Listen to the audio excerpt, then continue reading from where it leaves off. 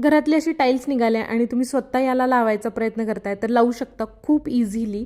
मी online order केलेलं हे tiles filler ना खूप कामाला आलं आणि खूप छानपैकी हे स्टिकसुद्धा झालं.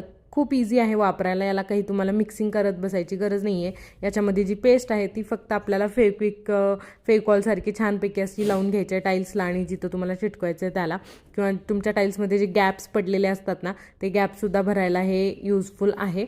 आम्ही याला व्यवस्थितपणे लावून घेतलं.